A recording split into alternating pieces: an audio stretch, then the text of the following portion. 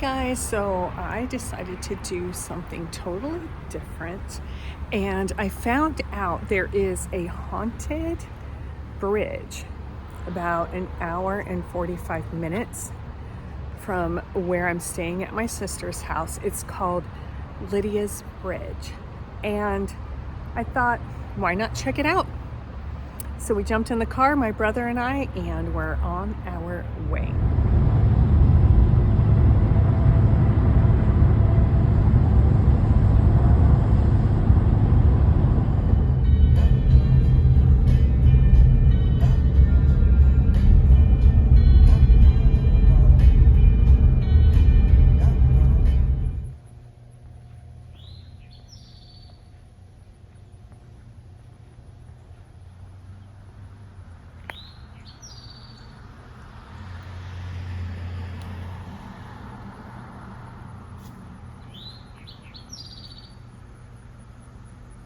Okay, so in order to get to Lydia's Bridge, they direct you to park at apartments, and then you're going to walk the rest of the way.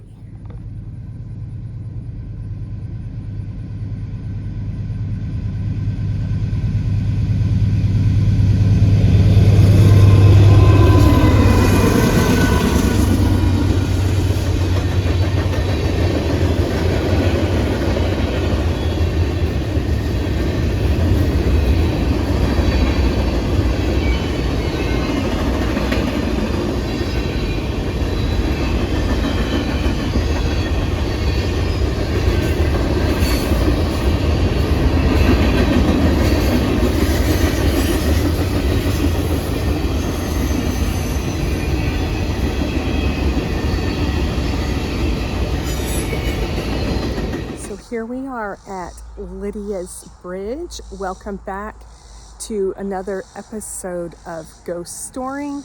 I'm psychic comedian Amy Schuford, and let's get started.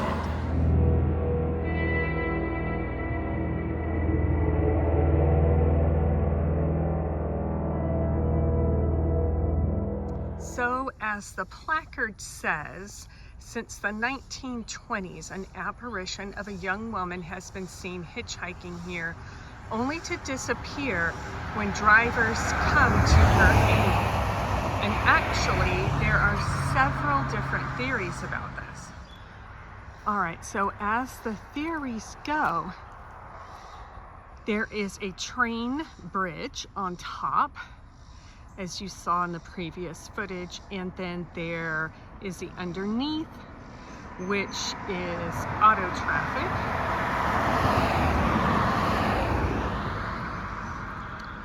And people have had different theories throughout the years as to what happened here. So I am now underneath Lydia's Bridge, and there was a woman whose middle name was Lydia, who died in a terrible car accident. And I'll put her name down here. I can't think of it right now, maybe because I'm standing out at a busy highway, which I really didn't think was going to be too busy by the size of the town, but that was not the case.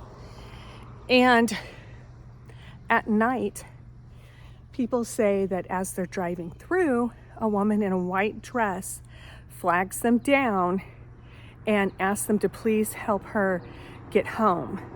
And then she dissipates as she is just an apparition. So we thought that we would come here to investigate, see what it's like. Not do an investigation, but just to see for myself what it was like, and I'll show you what my brother thinks of it. Not as thrilled, but it's hot, y'all. And I had some suggestions from people while I'm here in North Carolina, waiting for my tiny house to sell, to take a look and visit the places locally that are supposedly haunted and give you my take on them. There is a reason that people come and investigate at night, whether that's just to do a walkthrough or to actually do an investigation. Watch out though. And that is because it's quiet and things of the spirit are quiet. Now, as we've said before, and as you've seen, like in my last video, if somebody wants to get a hold of you, aka spirit, they're going to do it.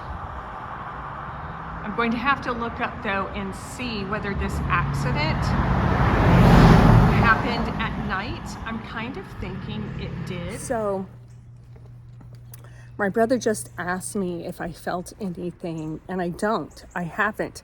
It doesn't always happen. But as I was starting to say, I think that, well, first of all, as you know, if they want to get a hold of you, they will.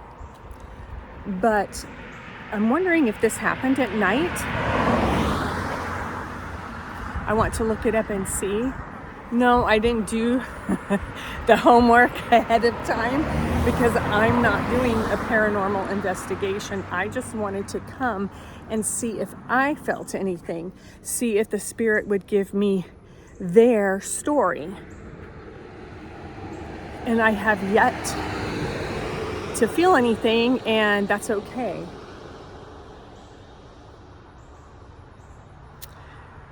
So we're gonna head up under this other part of the bridge.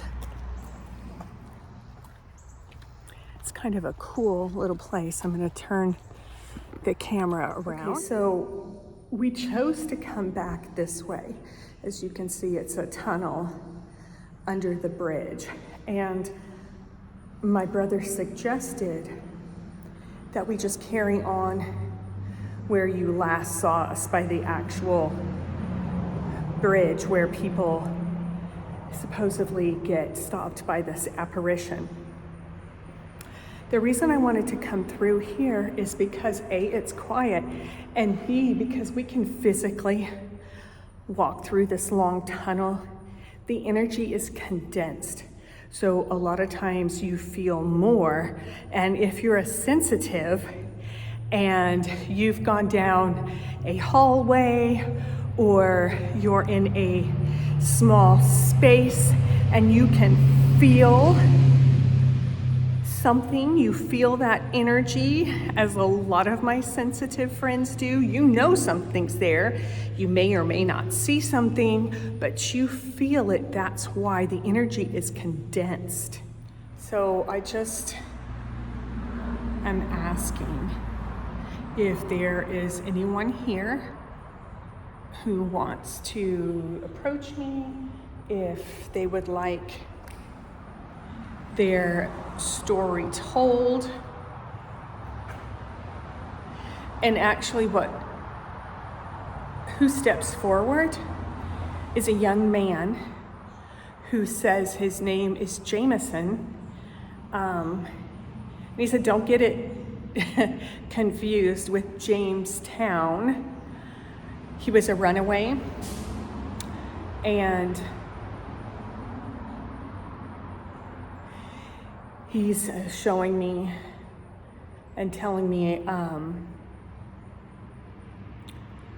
a little bit of his story. He was, in that day, you would consider them, you might call them a hobo, but what he said is he was a train hopper, and he just would ride the trains from town to town looking for work, whatever kind of work that he could have gotten.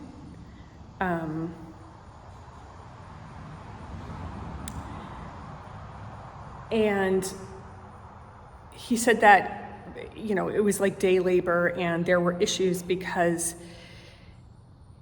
well, not just that he felt, but he was a young black man, And there was not a lot of work in that time. And he said that it was basically, he said, we hadn't been free that long.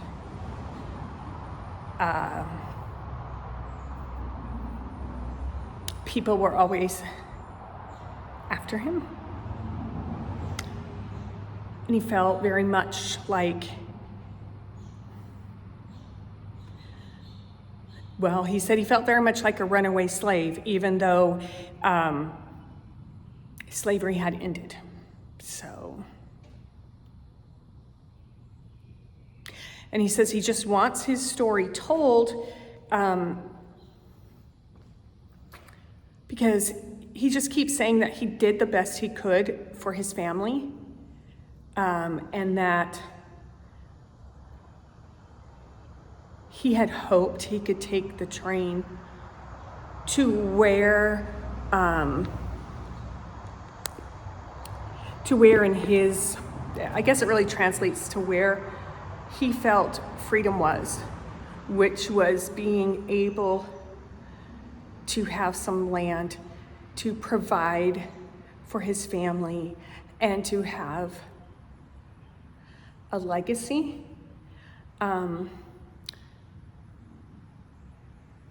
And his sister, I now see his sister, and she survived. So his legacy continues, their legacy as a family. And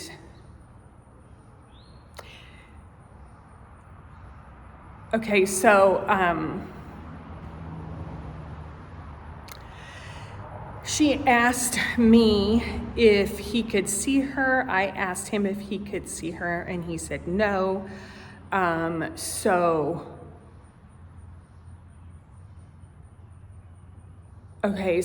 I asked him if he, now that his story's been told, and now that I've told him for her that his legacy continued, and she's showing us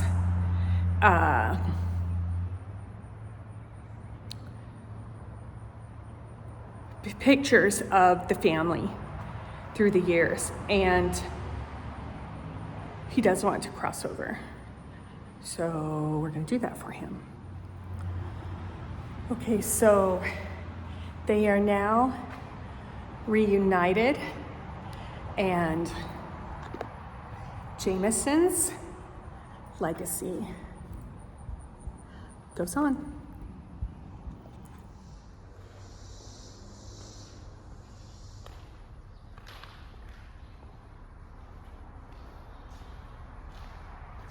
So thank you for joining me for another episode of Ghost Storying.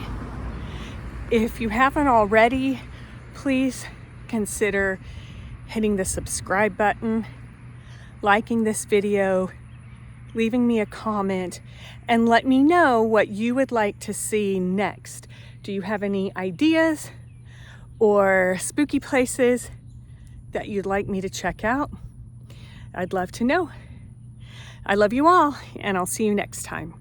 Bye.